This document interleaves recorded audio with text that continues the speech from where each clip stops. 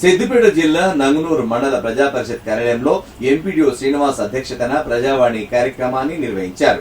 ప్రజావాణి కార్యక్రమంలో మొత్తం 9 దరఖాస్తులను స్వీకరించడం జరిగిందని, అందులో రెవెన్యూ శాఖకు 5, హౌసింగ్ శాఖకు 2, పంచాయతీరాజ్ శాఖ 1, ఎక్సైజ్ శాఖకు సంబంధించి 1 దరఖాస్తు రావడం జరిగిందని చెప్పారు.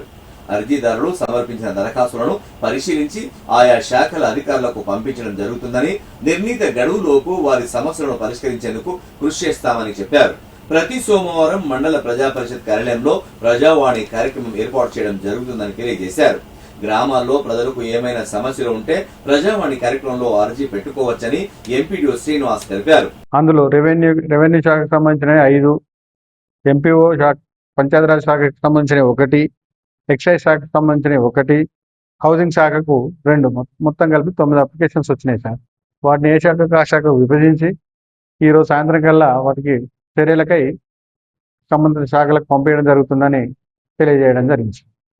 ప్రతి సోమవారం మండల ప్రజలకు తెలియజేయడం ఏమనగా ప్రతి సోమవారం ఈ మండల ఆఫీసులో ఉదయం 10 గంటల నుండి సిద్దిపేట జిల్లా నంగునూరు మండలం కొండంరాజుపల్లి గ్రామంలో గొర్రెల పాకులు ఏర్పాటు చేయడంతో గ్రామస్తులు అనారోగ్యం బారిన పడే ప్రమాదం ఉందని గ్రామానికి చెందిన తిరుపతి అనే గ్రామస్తుడు ప్రజావాణిలో ఫిర్యాదు చేశాడు.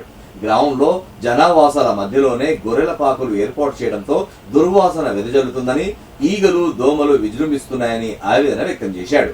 ఈ విషయమై గ్రామ సర్పంచ్ కు పంచాయతీ కార్యదర్శికి పలుమార్లు ఫిర్యాదు చేసినా ఫలితం లేకపోవడంతో ప్రజావాణిలో దరఖాస్తు చేసుకోవడం జరిగిందని గ్రామస్తుడు తిరుపతి తెలిపారు.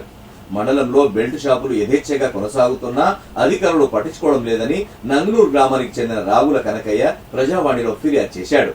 గ్రామాల్లో పుట్టగొడుగుల్లా బెల్ట్ షాపులు వెలుస్తున్నాయని, సామాన్య జనం నుంచి అధిక ధరలు వసూలు చేస్తూ జేబులు గుల్ల చేస్తున్నారని, ఈ విషయంపై ఎక్సైజ్ శాఖ ఉన్నతాధికారులు స్పందించి విచారణ జరిపి చర్యలు చేపట్టాలని రాగుల కనకయ్య కోరాడు.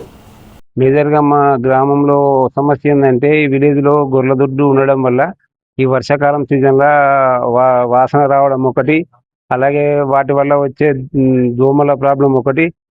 దీంతో ఏంటంటే ప్రజలు అనారోగ్యాలకు గురి కావడం జరుగుతుంది. ఈ విషయాన్ని సర్పంచ్ దృష్టికి 2-3 సార్లు తీసుకుపోవడం జరిగింది. ఆయన ఎటువంటి స్పందన లేదు.